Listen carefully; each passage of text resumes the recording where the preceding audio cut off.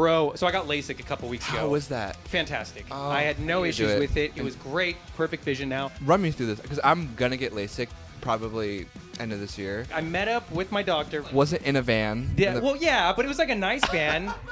The tires were barely deflated. I've been getting bad news all night, spinning in a safe place, that's my joy. You'll never get a chance to rewind. You say that you can, but don't. I need an antidote. This is Tommy. Hey, what's up, Tommy? How are you Nice doing, to meet man? you. Tommy, he makes sure the cameras are rolling. Nice. Yeah. Oh, this is cool. Yeah, it's a fun little spot. Oh, man. Frankie, you're going to have to move out of the way to give our guests a You seat. can hang out. But Dude. Crazy. I'm excited to hear what Oh you've been my up to. God. You ready to dive on in right off the bat? Sage Weeber, take one. How you been? Good. How about you? I'm so excited to dive into what you've been up to. And this is our first in-person. I know. We Chat. did one a couple years ago, I think. Yeah, we did one like 2 years ago. Ish? Over Zoom. Over Zoom. Yeah. And it is good to be in person. And Yeah, it is so man. good to be just back in kind of an open world. But oh my gosh, you've had a year. I've had the gnarliest, I think, like 4 months. Just 4 months. Well, just the year in general. I think I did 4 tours with 4 different artists in the last 4 months. So you had Nessa Barrett.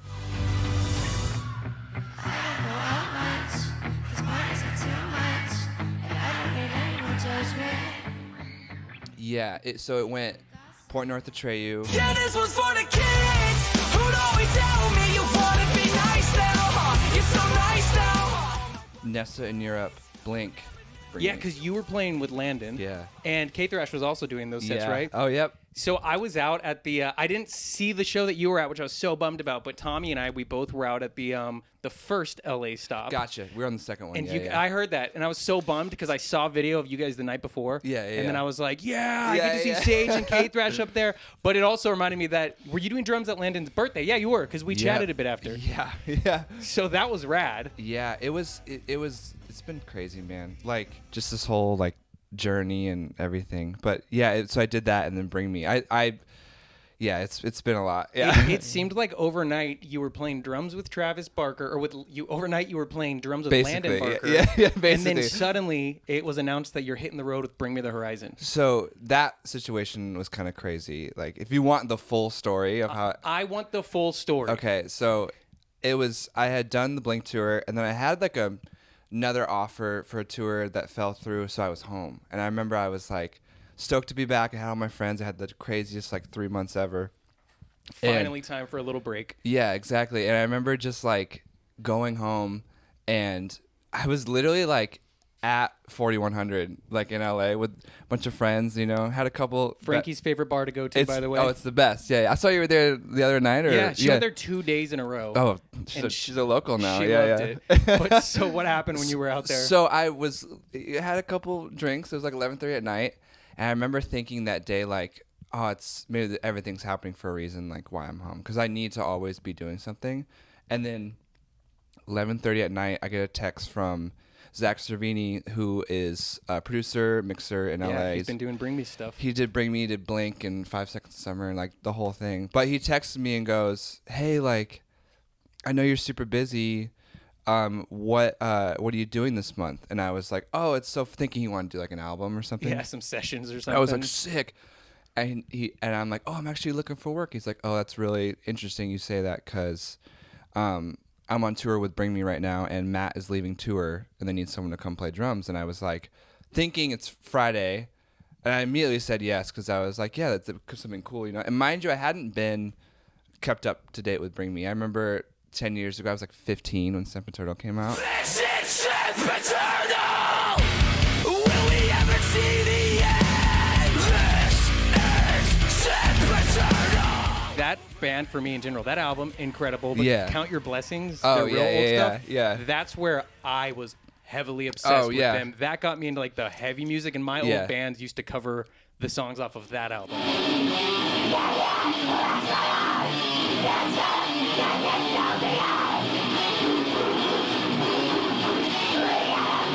But I remember I did Warped Tour in 2013, and Bring Me was like Sempiternal had just come out, or like around that time, and they were like the big draw. I remember everyone's like, "Oh, Bring Me the Horizon's playing." So I saw them then, and I never saw them again. And Wait, did you tour on Warped Tour in 13? I did a run of shows like on 2013 Warped Tour. How old were you then? I was 15. Oh my god. Yeah, That's crazy. I was 15 and I was playing with this like little punk band. And but anyway, so it's 11:30.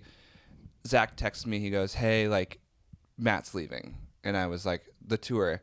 Didn't know why. Didn't want to ask. Like that's like none of my business. But then within I think like 30 seconds, I got a text from Jordan from Bring Me, and he was like, "Hey, here's 11 songs.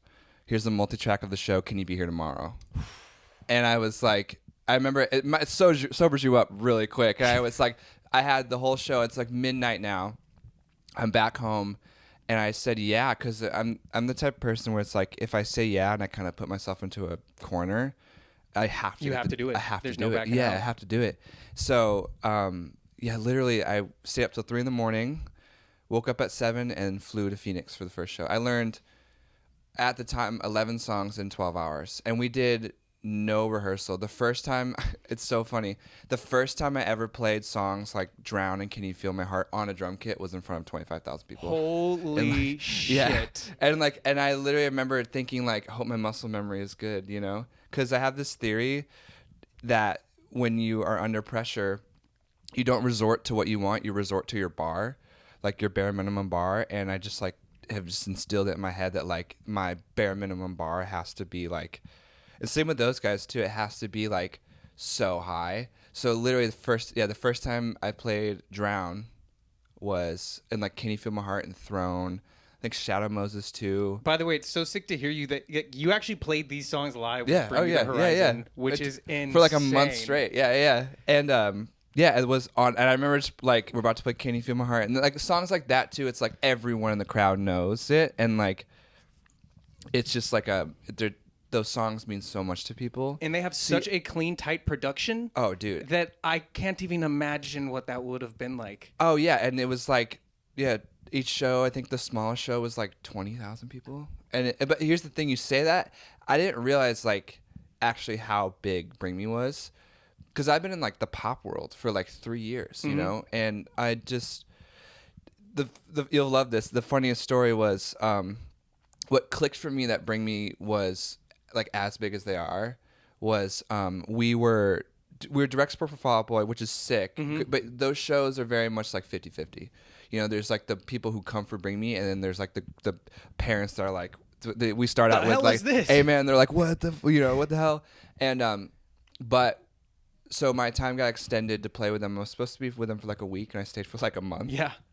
And the guys were like, "Hey, you need to learn 5 more songs because we're playing this festival in Michigan." And they're like, "You'll be fine. Like Lamb of God's playing." And I was like, "Oh my God, like that's like one of my favorite bands, Lamb of God's playing." And I was like, "It's so sick that Lamb of God's like the headliner." And they're like, "No, you're the headliner. Lamb of God's playing before you." And at that moment, and I was like, "Oh, you guys are the real deal." And then I remember I was in the Ghost Inside's green room because it was like Ghost Inside and Memphis Mayfire, all the Warped Tour friends and homies were there. And I remember I was in the green room with the Ghost Inside, and I was talking to Andrew and Jim, and I was like, "Man, I hope people don't leave after Lamb of God." Bring Me. And then they're like, you're crazy to think that." And then sure enough, when we played, like, you couldn't fit like another person like in that field.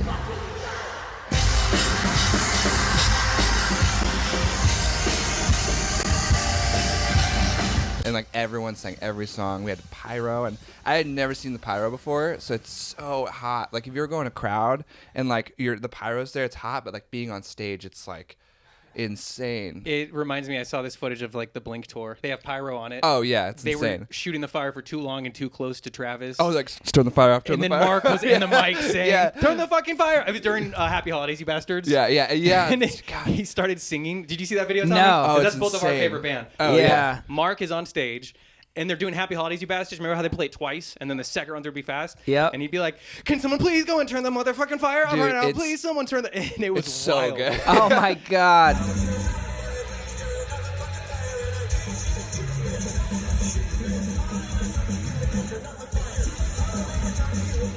And with the Blink tour too, I remember like, I came literally from Blink to Bring Me, and it was like, the Bling tour alone was like that. I thought that was like the coolest thing ever because it was like. And I think you guys I do know you covered a Plus 44 song, which I love.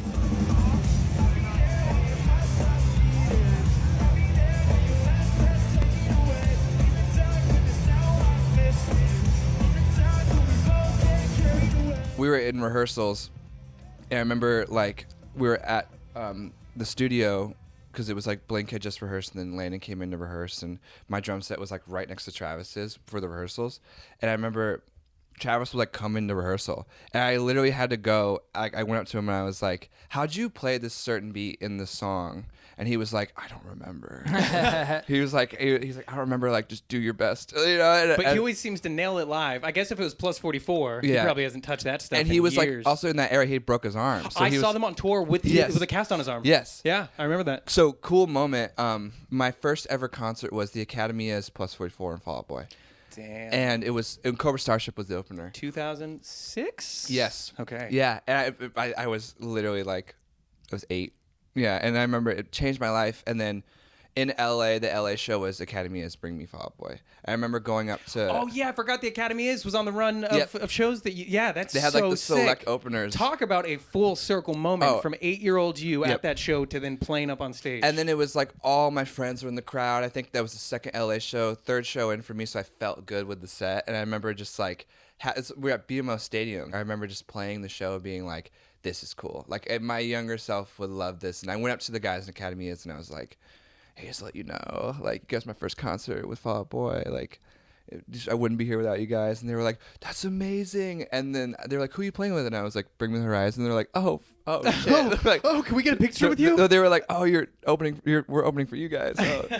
I was like, "No," but like they were really there. It was so cool, man. And then, yeah, the Blink tour, and then just all that stuff. Bring Me has such like a variety of music. I feel like. Yeah.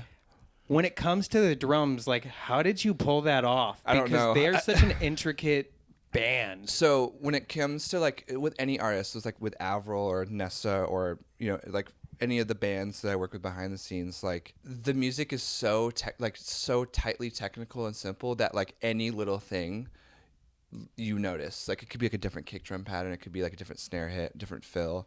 It's all synced together with the lights, with the band. I mean, the band has been playing those songs they've been a band for like 20 years or something. Yeah, that's right. And that was the other thing too. It's like I'm coming in replacing a founding member of the band who's been there for 20 years. They never played with another drummer. And I had to learn 11 songs in 12 hours. Which I can't wrap my head around. The fact that was you're able a to do that lot. is insane. It was a lot. I just listened on AirPods. I listened to AirPods and just like touched the drum set for the first time on stage. But it was like I said, I made myself do it, But of course, you had to. The songs are like, you think of like happy song. Sing along a little fucking louder to a happy song. I'll be alright. And then like Shadow Moses.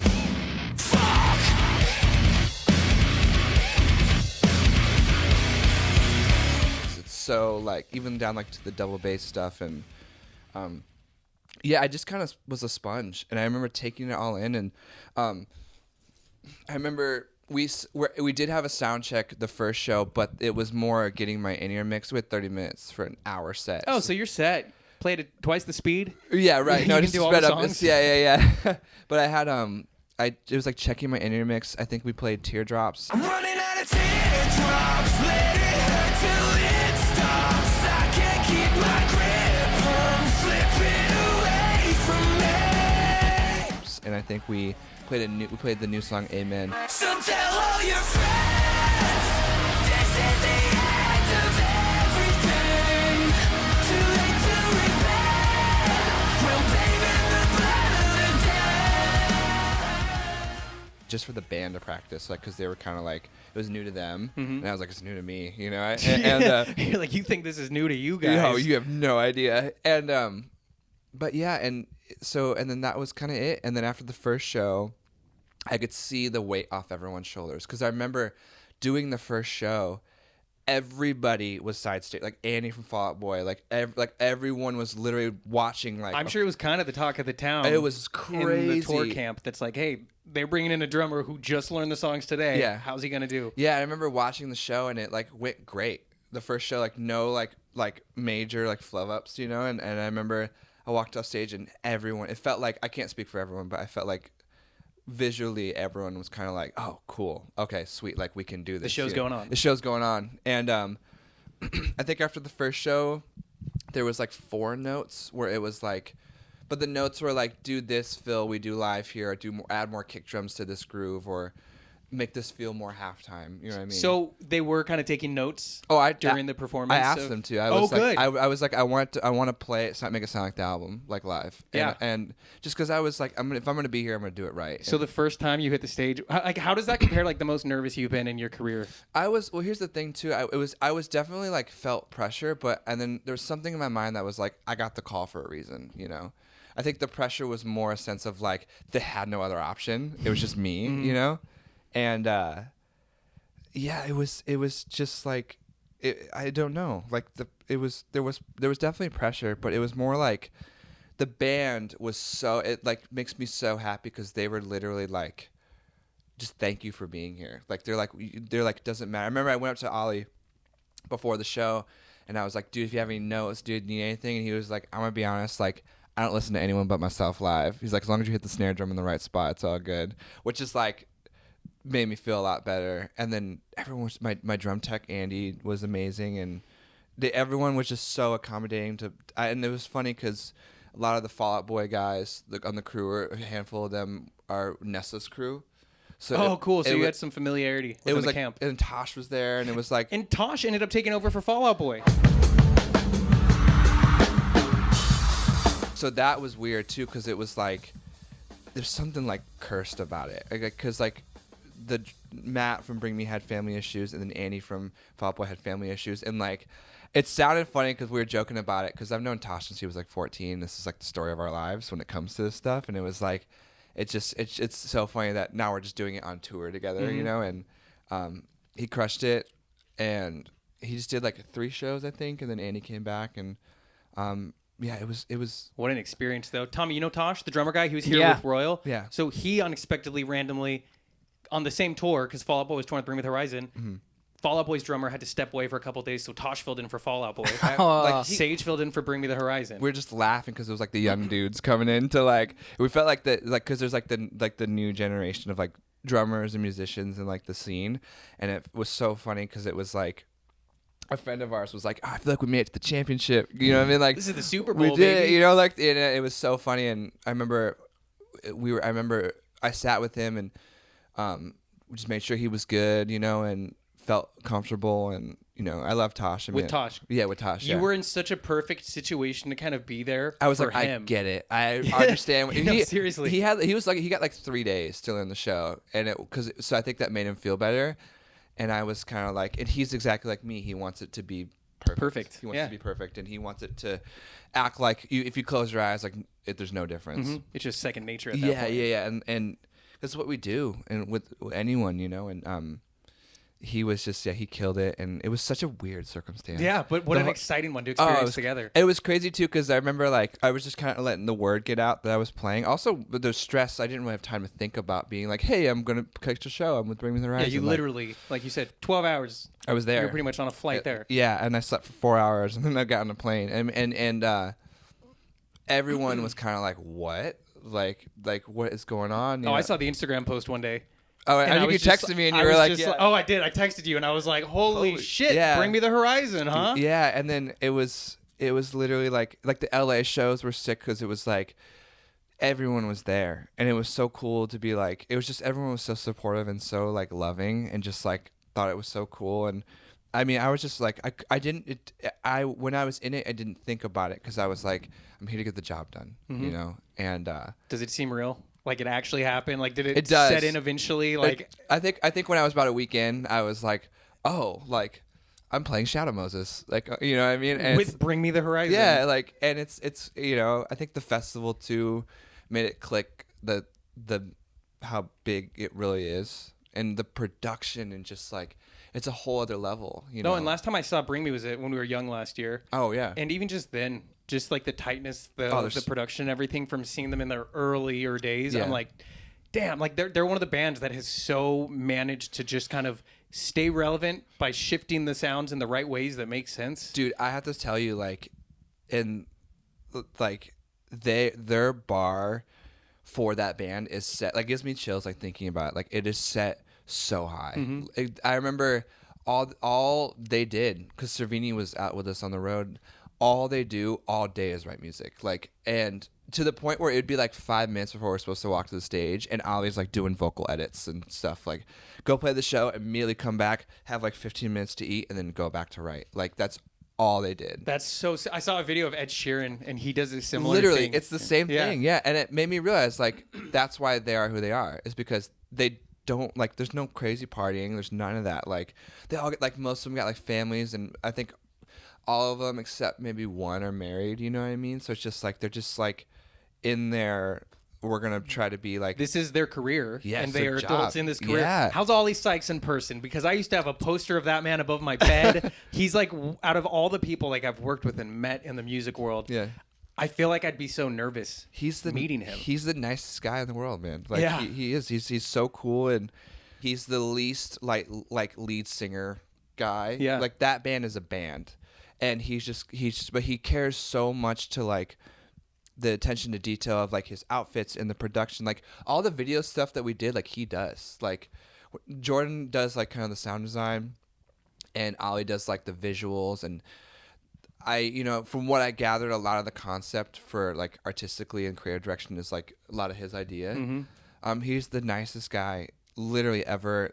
Everyone in that band is like, I got so lucky because everyone, there's not a bad egg, and everyone is just so nice and so welcoming, and like he would just, we'd just be sitting on the bus like watching Black Mirror, and they just, and they're just like, everyone's just like normal people. Did you like the new season of Black Mirror? It was incredible. There were a couple Oh, some freaking crazy, good episodes. yeah. Tommy, did you finish it ever? No. Oh my God. What's the last one you saw? I just watched, I think, the first one. Which was fantastic. Yeah. The Netflix one?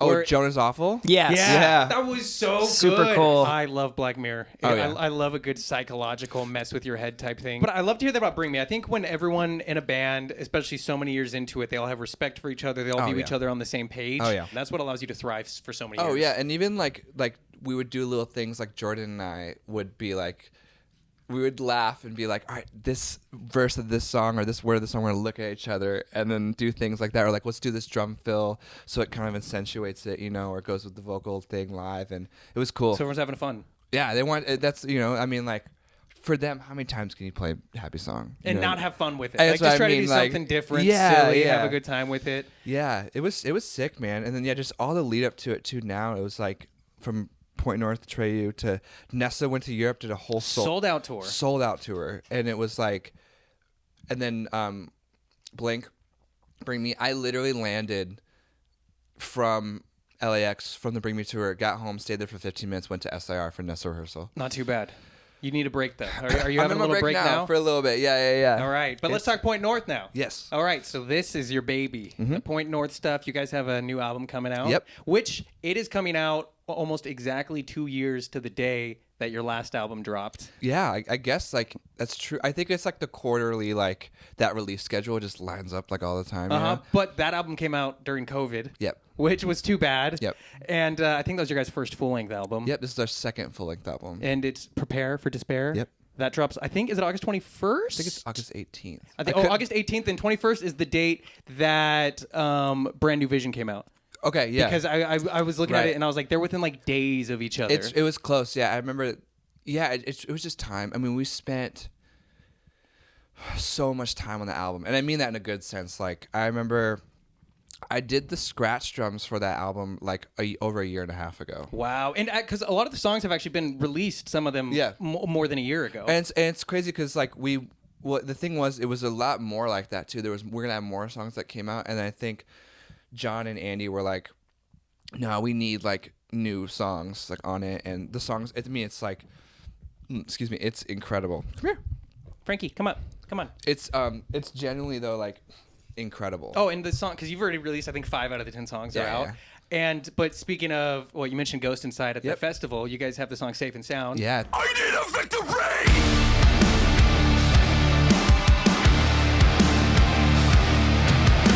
great music video for it. Oh, the hockey. as well. Yeah, and I loved it because it definitely brought out a bit of a heavier side. Well, it was cool because it was so funny. I had a stunt double for that video because I literally like cannot ice skate. I stepped on the ice and I was supposed to be the goalie, and I could not. Like You just couldn't do it. I All the just hand ate and eye it. coordination and feet coordination that you have from playing the drums does not help and I when was it like, comes to ice skating. If I break an ankle, it's over. And then I said that, and everyone was kind of like, okay. Okay, actually, they're all making fun of you at first. Oh, no, he's right. He's right. We can't afford that. And so it was cool. It was like we got the shot 2 days. The first day was at the ice hockey rink. We showed up at 6 a.m. And 6 a.m. and a cold ice hockey rink is like not the vibe. Like it's so cold. Okay, and you're I'll just cancel my weekend plans of going to an ice rink. And in the then morning. it's like you're done by noon, and it's because we had to shoot it before they open. And I remember like John was there from the Ghost Inside, and yeah, it was really cool. We had brought in these like professional hockey players for the video that were like smoking us. I remember like John from Point North is probably the best like ice skater, but I don't want to throw Andy under the bus, but he fell a couple times pretty hard. Hey, you had to have a damn stunt double. I was the worst one. I was the worst. But the fighting scene, I didn't have skates on. I just had my shoes, and it was easier to grip, you know. And so like, there's the fight scene in the video, and like that was the time I was there. And then the second day, we went to this warehouse where it's like the locker room scene, and we just shot that. And then, yeah, that was kind of it. I mean, like, it was a really cool experience, and it was cool working with the team on it. And yeah, it was. But yeah, the song is doing great. We're doing a performance for SiriusXM this week. Oh, nice, a live performance. Yeah. Oh, that'll be rad. Yeah, hopefully it's not like the Puddle of Mud one or something like that. No. This one will be great, and it will sound incredible. I remember we were like, I was thinking, we got told about it, and I was like, is that the Puddle of Mud thing that happened? It was. Yep.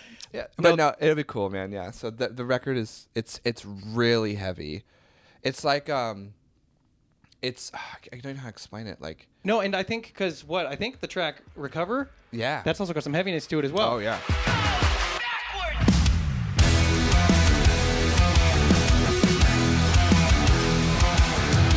It's very if like it's like heavy and hardcore mixed with like punk rock. It's like if AFI and A Day to Remember had a baby and then had like an R&B like singer.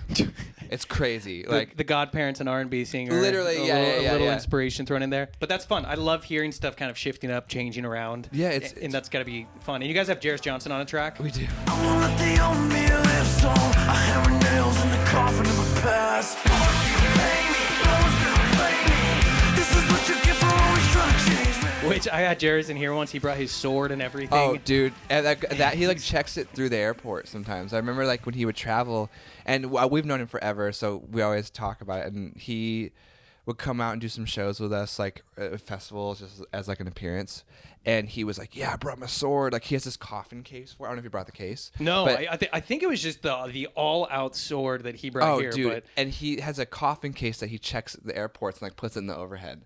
It's insane. Like, yeah, the man, he's very serious about his sword. Oh no, he is like. He told me the story of who made it for him. It's some guy like out here that he got the sword made from. Walk me through the backstory of this damn sword, of swords in general to you, because you seem to be a guy who loves his swords. I like my swords. I like my sword in my pants. Okay, I can tell that by your like lyrics. all kinds of swords. I do. Yes, I talk about my dick in my lyrics. A lot. But that track is Dark Days. Yes. And I think that one actually came out like a year and a half ago. Yeah, or something, that's like the underrated song that I feel like everyone like. There's certain songs you play live that it's just kind of like aren't like technically like radio successful, but then every show it goes off. Yeah, and Dark Days just is the vibe of it live. Dude, when we did the Point North Trade tour, we came out with it as this first song, and it was just like I remember going into it before the first show, just like.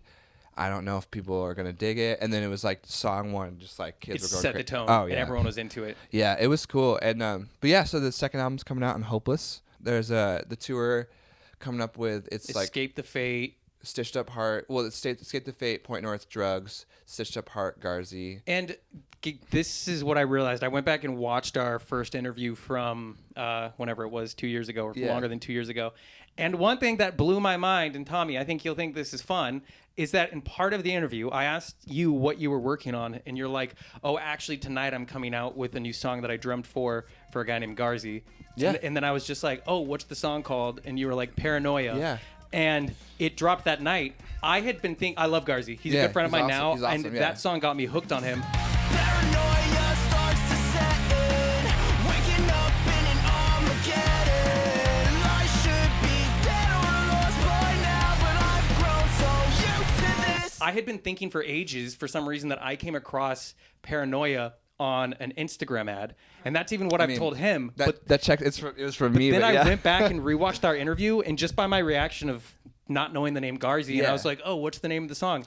And then I cut to a clip of it, and then I was like, that was the moment I first heard it. Was when I put it in that interview with you. Yeah. And I love Garzy, and a full circle moment was, so you did drums on the first version of the song. Yep. Then on his EP, Careful What You Wish For, he redid the song with Point North I played and drums with Jason in that. I Butler. played drums in that version too. Yeah. So that was rad because John jumped in on it as well. Yep. I woke up again, hope today is not the same. There's voices in my head, think I'm finally insane. I don't know what's real, I don't know what's fake. If it's all a state of mind, then it's a battle in my brain. Thank you for getting me into Garzy. Oh, yeah. Because he's become a good friend. He came here as well for an interview in December of last year. Yeah. But you're going to be hitting the road with him. Yep. And the funny thing about that EP too is that EP was a mix of Travis and I on drums. Oh, that is so... Oh, he told me that. Yep. Yeah, because we talked about the whole EP. Yeah. And I love any stories that involve Travis Barker because Yeah. I know for anyone in our scene and era who grew up, like, Travis Barker's like he's Travis Barker. I feel like my story of my life now is just like shadowing, like circling that guy, because it's like playing with his son, having to literally talk to him, be like, how'd you play this song? And then like him and I are like do songs together on EPs, and then like it's just like it's really cool as a drummer to kind of be in that space. But I thought it was interesting that I found out that he did the other drums on the songs I didn't do, and I was like, Of course, yeah. And together they sound beautiful. So I think you're doing all right with it. Try my best, man. Yeah. Yeah. But what else are you cooking up and working on? Because it seems like you always have so many things. Maybe hopefully a little downtime at this point. No, I mean like there's a lot of things like publicly on the internet, or like very publicly. There's things that I kind of do, and then there's a lot of things. It's a hair. I thought it was a bug. I had Cassidy Pope in for an interview, and there was a bug flying around her. I caught the bug out of the air, and I was gonna try to do it again. It was just a piece of dust. No. There's this thing flying I around you. know. I did and shower I today, didn't so know. I definitely don't know why it's trying to bother got me. it. Oh God! They call me Quick Nick for a reason. And You just murdered an why? animal, Okay, but PETA. fine. Look, Yeah. PETA, I'm sorry. It was unintentional. I was trying to save my guest here. But there's a lot of things too. It's kind of interesting because I feel like I never want to be like that guy on the internet, but I feel like I kind of have my hands in like a lot of things, whether it's like I'm finding bands for people, or I'm building their shows, or I'm drumming on their albums. Like there's a lot of stuff like people don't know about that I drummed on, that like, not naming names, but there's a lot of songs and artists that I play drums on their songs that the general public thinks it's the drummer. Is there any super cool ones you can say, or is that private information? I don't know. Like I like After the mic's cut, you gotta tell me. Yeah. Well, I mean, like for instance, like I did that song "Zombified" with Volume Reverse. They won't stop till everybody's zombified. They're pumping us with lies like it's formaldehyde. We're dead inside. Oh, right on. Yeah. I don't even think I realized that. But But that's what I'm saying. Yeah, like because I know Luke tours with them. Yep. But I don't know how much he is involved in the recording side of stuff. Well, that situation too was like specific because it was John, Ronnie, and I in the studio, and I was like sitting behind the kit, and then John had a guitar and Ronnie and we're in the control room, and it was just like John would play a riff and I would track the drums and the ideas, and then Oh, so it was a very organic back and forth, bringing it to life. That's for sure. great. Like that song, like all like the fills and everything was just me like on the spot, like coming up with it. Oh, that's cool. And that song popped off. Yeah, it did really well. Yeah, it was so cool because it like I think it just went gold. Oh, really? Yeah. So it really popped off. Yeah, That's awesome. I think it just went gold because I remember John Youngman was the Volumes manager was talking to John and I about it. But yeah, so there's a lot like I feel like I kind of have my hand in certain things, and I just work like with a lot of producers. I work a lot with like I did some stuff on the Fever thing, and Love that me some Jason. Trying to think stuff I can say, but I mean, But so speaking of like Ronnie Radke, for example, he just did this interview, and it was interesting to hear what he had to say about being a band in the modern era, because it sounds like for at least the time being, he's more focused on the concept of releasing singles at times rather than like a full body of work. Yeah. Which I think kind of does make sense with the way that we digest music now. Totally. Yeah. And that's why even when Point North, you're putting out like 5 songs over the course of X amount of time that then comes out as a full release. Yeah.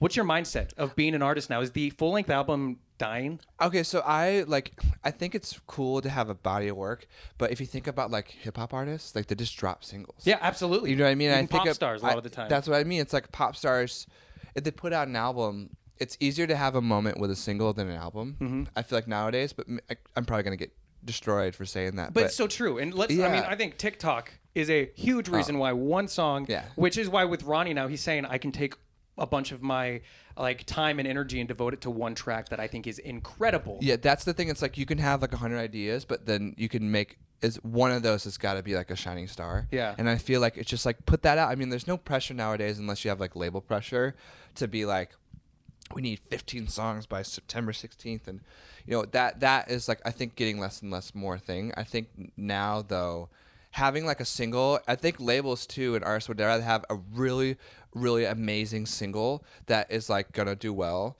and showcases kind of everything that the band or the artist wants to offer than just like a thrown together album, you know? And I think fans too, I mean, think about attention spans. Nowadays it's just 30-second TikToks. So it's TikTok, IG Reels. Literally, it's all very quick. Exactly. And it's so I feel like now it's attention span thing too. And I fault to it. I mean, if a band puts out a song, I'm like, I can listen to the song in 3 minutes, you know, but if it's an album, it's like, I gotta go on a road trip and listen to it front to back, you know? It's especially when there's so many songs constantly coming out. Oh, dude, yeah. And it's like, I feel like nowadays too, it's as a drummer and artist, like my music taste has kind of changed. I feel like I kind of fall into the style that I'm working with at the time. So it's like if I'm playing with a pop artist or a hip hop artist, I listen to a lot of more like pop or hip hop.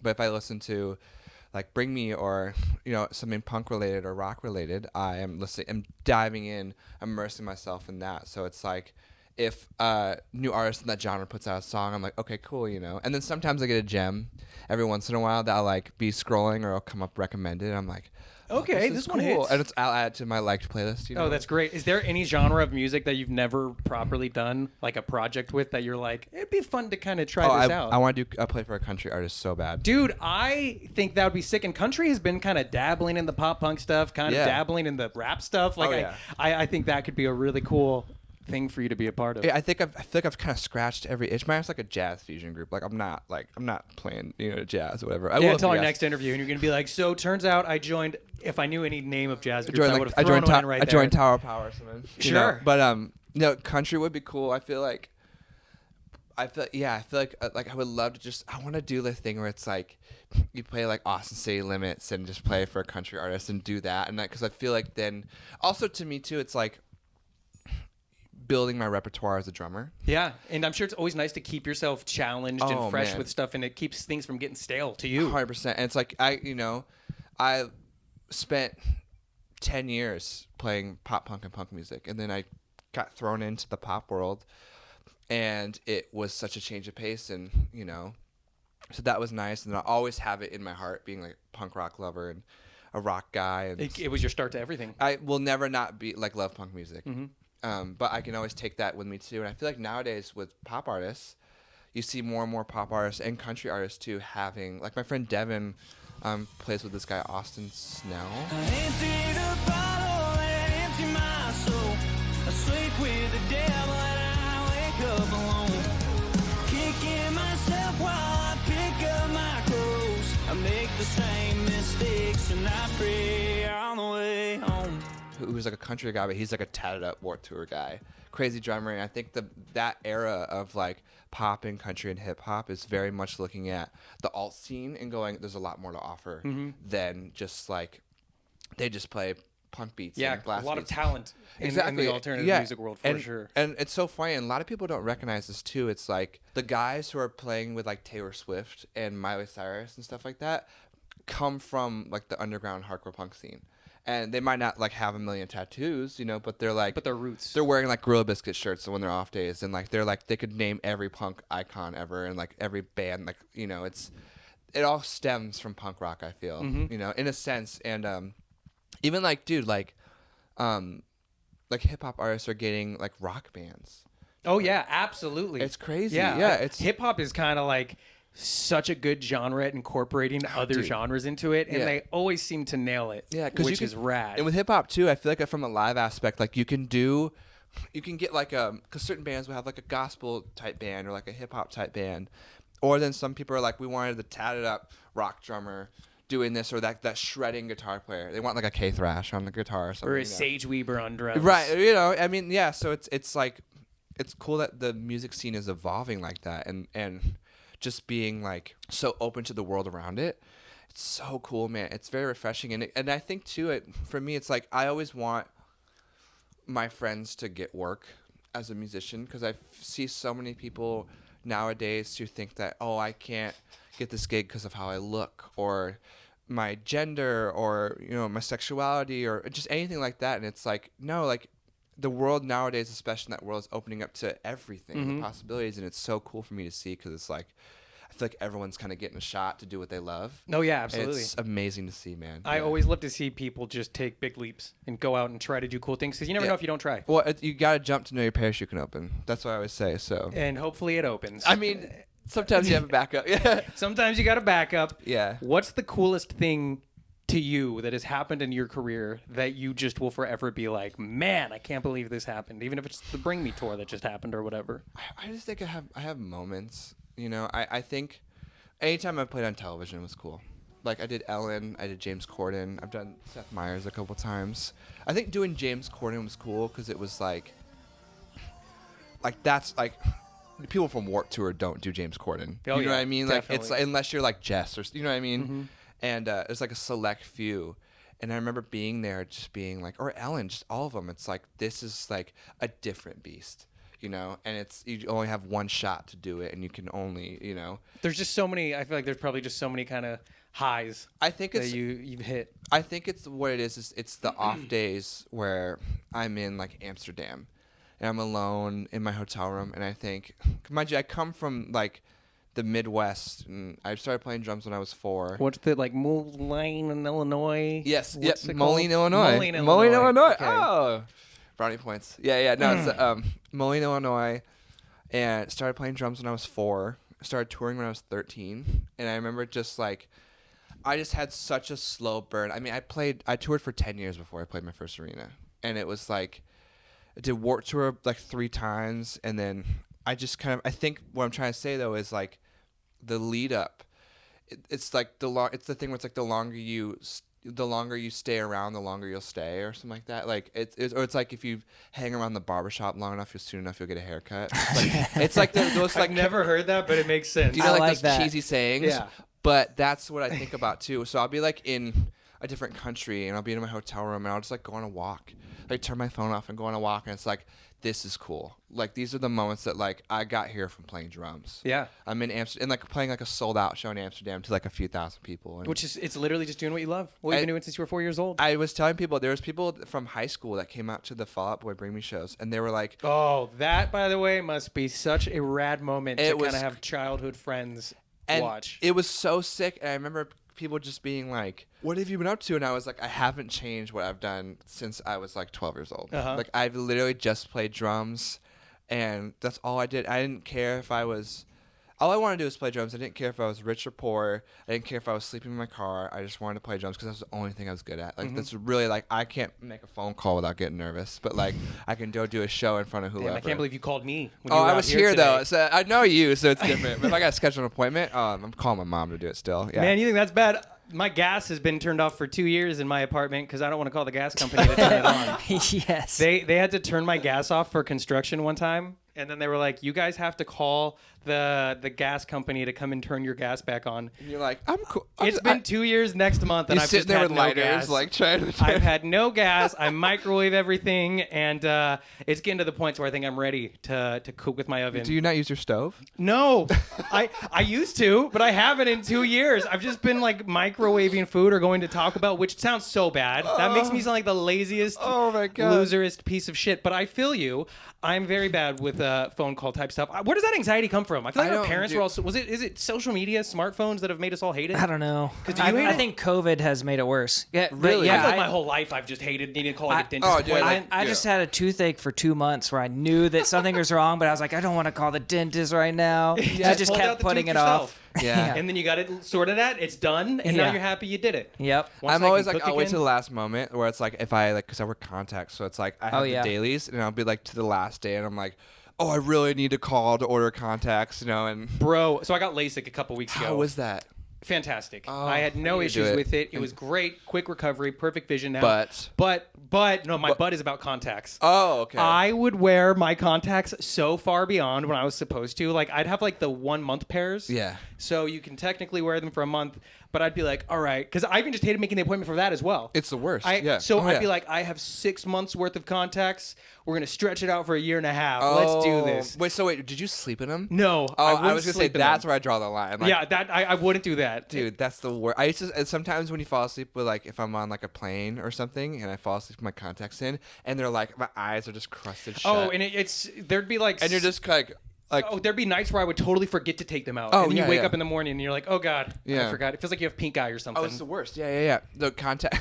Yeah, I literally I need to go pick them up. They just came in today. I've been wearing the same. I'm wearing the same. Someone's got a phone call to make. I know. I just got. I've been wearing this. I wore this. I have dailies, and I wore the same daily pair every day for the entire time I was on the Bring Me tour. See, that was me with my monthlies. And I would like be on the bus, and they would just be like so dry, and I have to soak them in like the solution, and just like if I lose them, I'm screwed. 'Cause Which I used to think of that so many times. I'd be down to my last pair and it would rip, and I'd be like, damn it, I have to call. you have I glasses? actually Do you have to call. glasses? You have glasses, right? I did. Oh. Because I got LASIK now. Oh, okay. But I preferred my glasses just comfort-wise and convenience-wise. Yeah. But like because I do so much like on camera stuff, I preferred contacts for that. So Right. then it got to the point where I would just not wear contacts during my interviews or not wear glasses. No way. But now it's so nice having LASIK. So, run me through this because I'm gonna get LASIK probably end of this year. Yeah. I think Final Destination. So like, what is So the, you know what I'm talking about? First Like, off, yeah. I didn't look up I met up with my doctor, very reputable place. Okay. Like it's the place like was it in a van? Yeah, In the- well, yeah, but it was like a nice van. The tires were barely deflated, and no windows. there was no windows because they were broken out. But like, Right. I didn't have to worry about glass falling in my True, eye. It true. was cool. Yeah. But I went to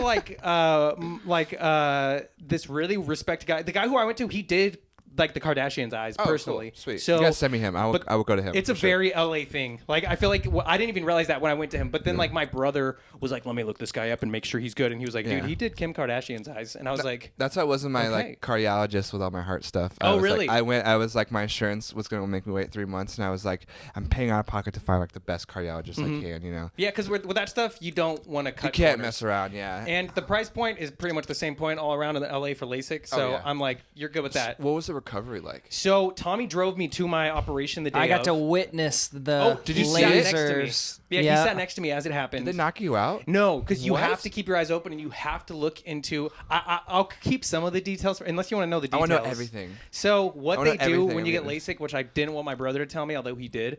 So they it takes about 15 minutes the whole procedure, and they numb your eye so you can't feel anything. Okay. But the craziest thing is when they numb your eye, they actually cut your eye open. And so they have to cut open the first flap of your eye so they can, with the laser, reach like your pupil or the cornea or whatever and make it into a perfect circle. That's what gives you crystal clear vision. Okay. He's going to pass out, Tommy. Can you get No. a water? Oh, I do have Liquid Death waters next to us, by okay, the way, in case you need one. crap. Not sponsored by, but I sure wish they were. And the strangest sensation when they first cut your eye open, like they open up a flap in it, everything goes black. And I was just sitting there and I was like, I'm blind. I I'm hope blind. this is supposed to happen. I hope to God this is supposed to happen. It was. So then Tommy drove me home, good man. And by the next morning, I drove myself back to the office for the checkup. So it's an overnight recovery. There are complication potential risks, as with any procedure. But the doctor, he took a look at me. He said, I'm very confident we can make your vision better than 20/20, which it is now. And it was such a smooth, easy process. So a lot of my photographer and videographer friends are hesitant just because their eyes are like their job. So crucial, And luckily, if you go blind, no, you won't. I'm just kidding. But you know the kit is if your eyes were closed. So why not? But I think you would be very happy if you did that. I think I would too. It's definitely, it's so weird to be used to it now. I don't even think about it now. So I got a question. How does it feel to wake up and see? So it's a slow process in that sense because the feeling, like my eye for a couple days felt like there was an eyelash in it. You have to sleep with goggles on, so you constantly feel like your eyes are itchy. Right. Some people experience dryness, which I didn't, but you have to keep putting drops in. Okay. So it's kind of a slow process of the vision becoming perfect and like you not feel liking there's a constant thing going on with your eyes. That was a loud crack. I hope the mics picked that up. Okay, you're gonna make yourself like drop paralyzed from the neck down in here. We got ASMR. Yeah, some and ASMR. idobi radio. And you never play the drums again. But it was weird because I thought that I would wake up every day and just be so grateful of just like, my God, this is insane. But I kind of just adjusted to it and didn't even think about it. I feel like it's like Christmas every morning. Yeah, which I thought would happen. You're like, it's a new day, and then I just be like, I'm gonna go look at the sky and look at the mountains. But regardless, when I do think about it, because I do at times, like I'll be driving and I'm like, damn, I can read that sign. Yeah. Like I can read that license plate. Yeah. It's just a great, convenient thing to have in life. I didn't realize how I got glasses in 4th grade, and I remember being like the first time I remember crying because I remember just like it was so sad. I remember I put glasses on for my appointment. Four eyes. And no, it was thick, dude. It says on my license I can't drive without protective lenses. Oh, so you are like I'm negative. Real I'm like vision impaired. -7 and negative like 6.5. Don't know what that means, but negative it's sounds bad in itself. Like if I took my contacts out, I couldn't see your face. Like. Damn. So that's why I was on the tour, and I was like, if I lose these contacts, like I'm actually screwed. And you had no option because you were on tour 12 hours after you got the phone call. Oh yeah. Whew, but you got glasses if need be, right? I do have glasses, but like they're just like it's tape them to your head during the show. I need the thing that's like in the back. But I was driving back from the I was gonna say dentist, the eye place. No, that was Tommy. Tommy, your tooth is good now, by the way. Yeah, It's great. But I remember I saw a tree, and I remember like it was so sad. I was like, oh, that's what trees look like. And my mom Those are leaves. My mom was like, oh, like it was so funny. My baby boy's been blind his whole life. And I could see color and like all this stuff, and it was And now I'm just I guess used to it. So, yeah. But I'm pretty accustomed to eye stuff because I was born with like a lazy eye. Oh really? And so I've had 2 surgeries on it to where like they have to like roll. So watch my eyes. So like if I do that, you see how that one just went wonky on you, and then I can do it the other one too. He's good at it. But do the other one. Sometimes my face, I have to get like. Well, I was interviewing Kellen from Sirens, and his daughter was in the interview, and if I don't pay too much attention to it, if I kind of like lose focus of stuff, my eye will still go a little wonky. Yeah. And then in the middle of the interview, Copeland was like, "How do you do that thing with your eye?" And then I was just like, "I have a lazy eye. How do you do that thing with your eye? I have a lazy eye." I've never noticed. And then so I've known you for years. Yeah. I've known Copeland for 10 minutes, and she picked up on it. So very observant. So very observant. And no filter. What was the surgery like for that? So they put you to sleep. They roll your eye out of your head. They cut the muscle in it because a lazy eye is an extended muscle behind your eye. And then they have to, the next day, you have to go into the eye doctor. You have open stitches on it that they have to sew while you're open so you can be looking over to the side while they tie the stitches. And thanks for stopping by, Sage Weeber, as he just looks in shock at the camera. Wait a minute, what? So I did it twice, but I was 5 the first time, and then I was like 9 or 10 the second time, so it's been a while. I got stabbed in my eye once. Well, okay, you're acting like you've had nothing happen to your eye. No, so it's what like... were you stabbed with? How did this happen? And no wonder you were blind at a young age. Okay, so I was playing tag at recess.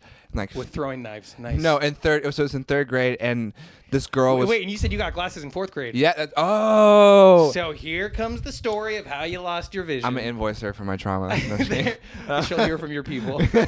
No, so this girl, we were playing tag in this group, and this girl was like tag, you're it, and her fingernail stabbed my eye, like completely gashed it, and I remember just like holding it, and it was like bleeding. Like the eyeball was bleeding. The eyeball, like the That's white- a scary thing to see. And it was like it felt like I was in Saw. You know, the guy has like the thing where he has to cut his eye open. Like, Yeah. Oh, a new Saw movie comes out next month, by the way. Oh, my favorite movie series. Oh, it's one of my favorites. Oh, it's so good. The early films, perfection. Yeah. Saw 1.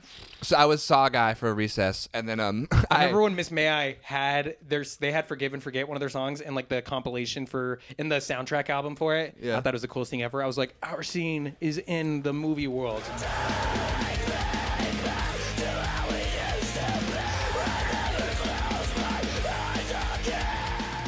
Oh yeah. But Saw, your eye got cut open by this girl who now owes you money for all the medical bills you've incurred since then. Basically what it was is that it got cut open, and then I tried to avoid it, and I went home, and my mom immediately saw it and was like, "What happened to you?" And I was like, I was playing tag, and this girl's fingernail, like long fingernail, went. She's like, yeah, honey, there's a plastic fingernail hanging out of your eye Dude. and you're dripping blood. Of course something happened. And it was, and I remember it hurt so bad. I went to the doctor, and they had to like put this thing on it that would clean the wound. Which it never feels nice cleaning an open wound. On your eyeball, and it hurt so bad, and then I had to wear an eye patch forever. Dude, that was me as a kid trying to fix my lazy eye. Oh, I had to wear an eye patch so they could strengthen the lazy eye. No way. I was like a little pirate walking around. I was a little pirate, and then I remember I had to do that, and I come back in, and then actually like fix it, and like it was a process because it hurt so bad, and then a year later I was like, Mom, I can't see, and then Suddenly, I think we're connecting dots here. Yeah, I remember being in class, and I remember like in the back of the room, I would ask the teacher to turn the projector on, but it was on. Like I was like, can you put like the math problems on the projector? And she was like, they're on the projector. Mr. Weeber, first off, you're facing the wrong way. Oh, literally, and I was just like, second off. where is it? It's like over here. I'm like, yeah. No, that's and then I switched to contacts, and I'm so used to like putting my fingers in my eye every day now. I thought I could never do that, and then I finally, because I had glasses for years, my vision started to get worse, and I was like, I want contacts, and then I finally got used to it. Contacts are great. I mean, like if you I've worn the same type for probably 8 years now, and it's like. Yeah, I just used to them. I have like the AccuView dailies or whatever they're called. Which is nice because I hear those are like the most comfortable under daily ones because they're thin. Now that I say that, that's gonna like something's gonna happen. But like they're literally like you can't notice they're in. It's great. Yeah. What's the worst childhood injury that you had? I was playing tag once in 8th grade, and I got tagged, fell over, hit my head on a thing of rocks, and knocked out and got a concussion. What's your worst injury? I snapped my femur in half. Oh, that. Breaking bones, but a femur, that's the biggest bone in your body, isn't it? Oh, yeah. That sounds disgusting. Was it a compound fracture? It was straight up like. How did that happen? Okay, this is I broke it in like the stupidest way. So I was a kid, and you remember That's a pretty stupid way to begin with. You remember those? This is fine. You remember those green like sand pit tunnels? Yeah, of course. Every backyard had one. I was walking on the edge of it, and I slipped, and they're not even tall. I know. Like that's what happened, and my leg went in, and my body weight went like that, and it just like, and I remember like being so in shock that I was like, I couldn't walk, and then my mom came over and tried to like take my pants off to see what it was, and I remember screaming because it hurt so bad. I was in a double leg. I'll have to send you a photo. I was in a double-legged cast with the bar in between it. Like that's how bad the. Oh, that is disgusting. I've also like. I used to skate. I love skateboarding just as much as drumming, but I can't skate because of drums. I love to look like I could skate. I was what they called a poser back in the day. I landed a 360 flip once, and I was like, I'm sick. And then I fractured my collarbone. If you look, this one's like way higher than this one, and I like was skating, and there was a stop sign in the ground that had got cut off like by an inch by it. You did not stop. I did not stop. I hit it, and my board stopped. I didn't, and I went flying, and I just landed on the shoulder, and my collarbone went and like popped out. Never got it fixed. Oh, so it's just like a natural. It just heal. grew. It natural healed, and it's just like it's so like if I remember being in marching band with the harnesses, and I had to put my other one higher because of my collarbone. You're just marching band like this. Yeah, I've also like I've dislocated like. Literally like pretty much all my fingers and just like. So for being a drummer, you have incurred some seriously risky injuries. I mean, yeah, dude, like that's probably like the most traumatic injury I've had. Leg. What's up? The leg or the collar? The leg for sure. Okay. Yeah, the leg is like if you're breaking your femur is like not fun. I don't because is this one the femur? Or is this one is the femur? Oh. Imagine that. It Just, like, hurts to hit your shin on something bad enough. Yeah, as it's the it worst is. like shin. It's like think about like a razor scooter hitting it, but like way worse. Oh man, and that's Yeah. what childhood nightmares were made out of. So, since the last time we interviewed each other, we've both gotten more tattoos. We have. I had no tattoos actually when we first interviewed. I had a lot less. and for you sure. had just gotten your neck I done. just gotten this part of my neck. So yeah. the neck is done. You're bringing everything else down. I'm bringing everything else down. I have most of my front done too. Really. Yeah, like I don't know if you can see it. Like I have like. All Oh, this. nice. Just some good classic, Yeah. some black stuff. Yeah, it's I remember. I remember at Mopika's birthday, I saw you, and you were like, "I thought that was fake. I What thought you were your doing on tattoos- your They arm." were so good. I thought they were fake, and yeah, I was you like, like that? That's what I mean. It was like it was so good, and it happened so fast that I was like, oh, maybe he's like trying it to see if he likes it. No, I had no choice once it Oh happened. right, yeah, and I was like, that's. But it was so. It was genuinely like so good. I thought it was fake. Trip Lopez, check him out, everybody. But I had always said if I got a tattoo, I always wanted a sleeve. Yeah. And I always wanted to wait till I could have a cohesive one that was all together. Unlike me, who's just And like a no, bunch but that's of- great. I love this look of tattoos, and that's what Tommy's in the midst of doing on his arm Yeah. right now with just different pieces. So I waited till I could afford it, and I found an artist that Yeah, I yeah. liked, and then we just started doing the thing. I mean, I gotta ask, like, what was the most painful spot in your arm for you? The hand wasn't too fun now. Which Oh, the I knuck- still got to get touched up because my artist, he's been seeing my interviews, and Yeah. hand heals kind of Oh, can be yeah. hit or miss. Yeah, it's like. So he saw it, and he's like, I got to touch that up. But the webbing of the Oh. fingers is not a fun spot. I don't even have that. You're like, telling me about like breaking your femur and getting a nail in your eye, and that's gonna make you wince. Yeah. But other than that, the elbow is bad. elbow's not fun when they hit the funny bone. Oh yeah. Like that just sends a little shock through you. I remember my elbow was really bad. The inner. Oh, this whole area, yeah. Not fun. No, and so much of mine is borderline Oh, it's just blacked out. black. Yeah, So yeah. like I got to feel the full experience, and tattoos hurt. Anyone who says they doesn't is a liar, and I'll never understand that. You know, tattoos like I tell people all the time. They're like, how was your neck tat? And I was like, it feels like you're getting your neck tattooed. That's not why I fun. say it feels like there's needles just going on you over and over. I will say, and I feel like the general consensus I've talked to with people who have this. Take a guess of what the general worst spot to get tattooed is. Do I have it done? I don't know. Okay, this is all I have. Oh, that's all you have? Yeah, oh, yeah, then yeah. no. The penis head. Oh, No, Probably, just but, kidding. Let me say the stomach. yes. Okay, I'm not surprised. The stomach was quite literally like, I don't know if you can see it, like the death moth. Like he did the I put the death in death. Oh, Moth, his I'm name's sure. Manny. He was Scar Tattoos on Instagram. He did my whole front, but he started right here on the ribs, and I literally did one line, and I was like, I don't know if I can do this. Like it hurts. I have my neck, I have my arms, I had like my chest done. But that was noticeably just a different kind of pain. It sent me to like the 8th layer of hell. Like it was so bad. I remember just like, well, I can't have one line on my freaking. Just do it.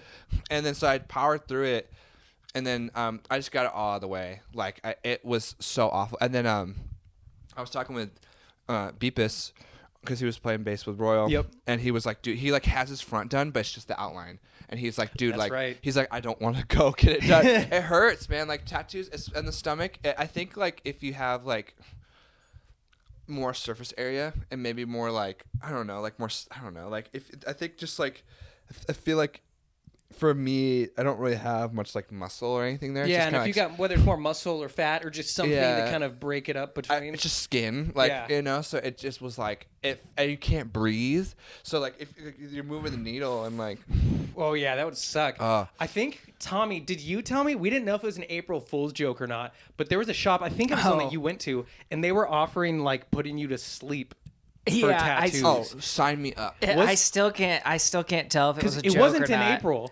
No, But we saw yeah. that, and then I was thinking, like, People do that. That could be a thing, I guess. And you could just sit there, and suddenly you wake up, and you've got your whole gut done. But here's the thing: you're gonna wake up with the pain of a healing full back piece. But you didn't have to feel the pain of it True. going down. Well, Uzi did that. Uzi redid his whole front and back with he got put under. Really? And it was like 8 artists on him at one time. Damn, I just saw a video of a guy blacking his arm out, and he had 4 different guys on him just scraping. And some of the needles they use now for blackouts, it's They're insane. like this. Yeah, it's like a knife, You're and like I'm just one like, stripe, just- and you're like, yeah. all right, you're good to go. It's like those big Sharpies. But yeah, I'm past. I tell people this all the time. For my tattoos did no numbing cream except for one on my ribs. I have paid my dues. I will be using numbing cream for the rest of my tattoos. I did. When I did the inside of my arm, my artist wanted to try a numbing cream. And Yeah. he was like, can I try this out on you? And I was like, sure. And it was fine. It was nice. It numbs it up a bit. For the hand, he asked me. He was like, do you want to numb it? Yeah. And I was just like, nah, let's just do it. Oh, you were brave. And then as it was happening, I was just like, damn it. You're like, is I it- wish I took that numbing It's cream. like when people, what's the thing, an epidural when you give birth. Yeah, They're like, no, yeah, I don't when need they're it. And then giving they're like, birth I or need something. Yeah, and yeah, then yeah. Suddenly they want it. Like, it's too late now. Yeah. No, but I tell people all the time, like, I did no numbing cream on my neck, hands, arms, chest, most of my stomach, and I was like, I pay my dues. I'm gonna. Time for the numbing cream. You've earned to be put to sleep for your next No, tattoo. my neck is my back. That's like the only. Anything on there yet or no? No, I have like some bleed off from my shoulders, like Yeah. on my back, and like I have a guy that I want to do it. I haven't reached out or anything yet, but he's on my mind. Speak it into existence. What's his name? His name's Jordan Allen. If you're watching Jordan this, Jordan Allen. Allen. He did like Noah from Bad Omens back. Like he's a. Sick. I want like a classic American traditional color back piece. Yeah. Oh my God. Like Ow. bold line. Yeah, it's gonna suck. But he's like all my friends like go to him and they love him and his work is incredible. Mm-hmm. Jordan, if you watch this, hit me up. I'll Great hit you up. work. We're playing it all over the screen right now. Yeah, yeah. Look at that. Oh, look at that piece. And that Oh, one wow. too. This guy has some talent. So bold. Oh my god. The owner of the shop that I went to was London Reese. I don't know if you're familiar with him. Sounds but really familiar. He did like all of Maddie Mullen's like neck Oh, pieces, cool. and he's done a bunch of them in our scene as well. So I Nice. feel like there's artists that do certain styles that a lot of people in our scene just gravitate Oh, to, yeah. which is 100%. rad. And I would love to see it. It always brings like a cool connection between everybody. Yeah, I see too. I have a lot of friends. So the guy who did my neck, his name's Jacob Danhi, Danhi. He did my neck, and he did like this guy right here, and then like this is $100. Oh, That's nice. not- yeah. This one. Dang. Cool. That's And, like, not bad. Yeah, so I mean, and like he's so fast and so light-handed, but it sticks.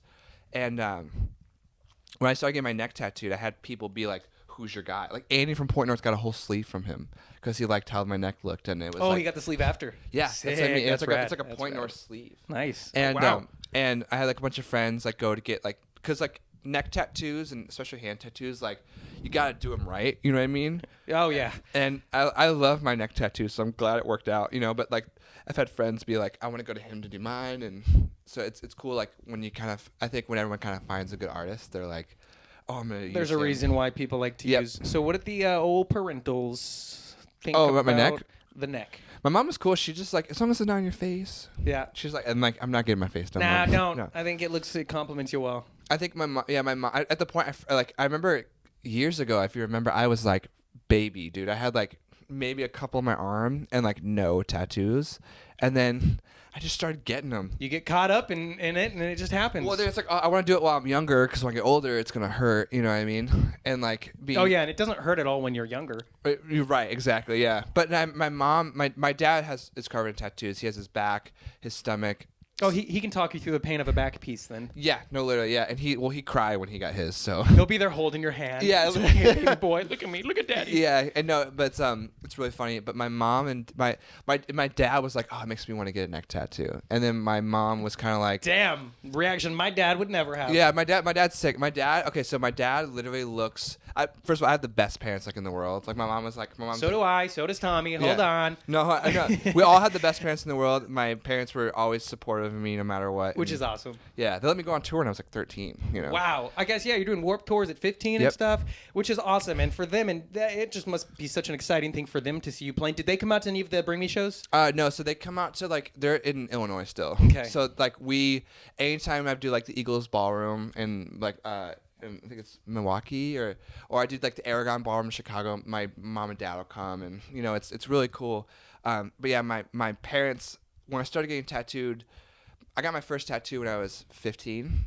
And it was on my thighs. My mom was like more mad I didn't tell her than I got it. You know, she's like, I thought we had a better relationship. I thought we were cool. Now you Is can everything tell me. okay, babe? Why could you not tell me? And then but then my neck, my mom was like, oh, it's pretty. Like she, you know. Yeah. Have a good day. Yeah, I think also I was at a point in my career where I was like, you know, I was I wasn't. There's a clear direction. I to know your where I'm going. career as You know what I well. mean? And yeah, it's like, I think it kind of is part of the resume being a drummer with neck tats. Yeah. You know what I mean? So it Uh-huh. helps. But I'm never gonna work in a cubicle or something. You know, it's just I'm not good at anything but drums. You know, and It's just been working out. I think so. But the tattoos, it was like, oh yeah, and I remember the first day because I was talking about the neck tat. I got this one on the back done before, like this guy right here, and I remember I got it done, and I went to my friend's house, and he was like, "Oh, you did it," and I was like, "Yeah, It's done." I was like, "Yeah." He's like, "Oh, you like broke the seal,"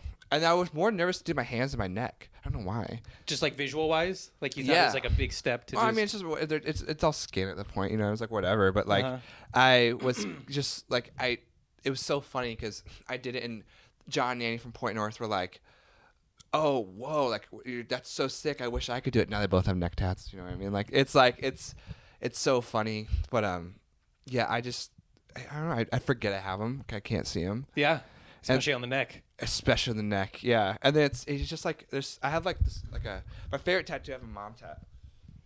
Nice, classic mom tat. Love it. Looks right out of the history books. My mom always used to give me shit for it because she was like, "When am I gonna get my tattoo?" And I have and my mom would have a matching wrist tattoo. My dad and I are gonna get one soon, but no, just get your dad's back piece on you.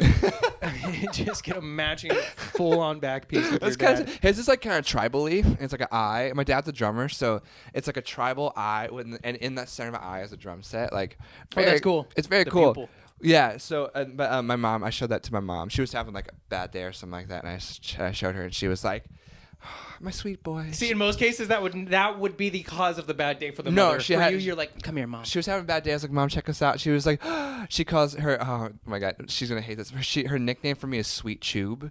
So she's like, Sweet she's like, Tube. "Oh, my Sweet Tube. Like, thank you so much." It was great, man. Like, Supportive family. oh yeah. Living your dreams. It's not stopping. I got a couple weeks to chill. And Yeah, I'm back. a couple weeks to chill, but before then, the new Point North album's dropping. And I go to Europe. Oh, who you're going to Europe with? Nessa does like Reading and Leeds. Oh, damn. Yeah, so it's like we're home for a little bit, and then Nessa does Reading and Leeds, Puckle Pop, open air. I'm only gone for like 2 weeks, so it's all kind of jam packed into one. But and then like the Point North album drops. I go to Europe, come back. It's like Escape the Fate tour. Escape the Fate, and then like, I mean, there's stuff in the works. You know what I mean for later on. You so. always seem to find little gigs to be busy with. I always every time I'm always like something's I'm free. Nope. No. Yeah. Which is good. Like in hindsight, you'll never look back and regret taking these opportunities. Yeah, So and it's like, all working out. It's cool too because I also like it puts me in a sense of like I get certain things offered my way and I can't do it. I can like send them to my friends and be like, hey, like just like guys who I know, like I have friends text me that are like looking for work and I can be like, here's work. You know, it's really cool to like give them opportunities and invite like Tosh does that with me sometimes. Like if Tosh can't do something, I'll do it or vice versa. Which is awesome. I think everyone should want everyone to succeed. The drumming, at least I can't speak for like I don't know anything about like the producer world or like a little bit just from like the session stuff I do, but in the drumming community, speaking for the drumming community, it's so everyone looks out for each other. It's like we're all drummers, we gotta stick together. You know what I mean? So. At least for the most part, there's and like I don't really think there's anyone else that is kind of not like that. But everyone's always down to help each other. Everyone's always down to share gigs, and kind of create the best outcome for the situation. Because at the end of the day, it's like we're a unit. You can't have two drummers in one band typically. So it's like Typically. yeah, unless you're like Phoenix or something. Yeah, Sure. But yeah. So the community around the drumming, especially like. In the LA scene, like it's very heartwarming. It's a good community to be a part of, and it's cool. We all support each other, like whether you're drum teching or drumming or session drumming or whatever. I mean, it's so cool to see, No, and I love to see your journey just continue to grow. We'll see you next year or 2 years from now. Yeah, we'll do a catch up every year or two, see what cool things have happened. But this has been a really cool follow up to when we last chatted in a closed down world, and for me of just watching the interview we did, to what you had done then, to what you are doing now. Pretty cool. Be proud of yourself. You've done a lot of cool shit. Thanks, man. Yeah, we'll see in a couple of years, like when you're in a bigger space and. Yeah. Hey, like, I'm happy. I got my little room, and we actually right next door. I got to show you. We have a proper podcast room that Tommy and I put months into redesigning. No way! I gotta see it. Yeah, but this is my still favorite room for one-on-one sit-downs. Yeah. Just It is. I put this room together. I love it. But whenever I have more than one artist, I go over into the other room. Yeah. It looks sick. But I'm very happy you were able to drop by in person today. This is amazing, man. I'm so proud of you guys for like what you've done. in Yeah, this building. it's cool stuff. We're all just doing what we love. Yeah, that's like it's the name of the game. Man. Yeah, it's the name of the game. So Sage Weeber, thank you for dropping by. Frankie, come on up. Come on. Up. Come on. Come on. Frankie, let me just grab you and pull you up. There you are. Sit. Wait, you ready? Sit. Fist bump. Come on. There we go. I think we covered enough. Yeah. I think we covered it. So thanks for stopping by, dude. Of course, man. Whew. And cut.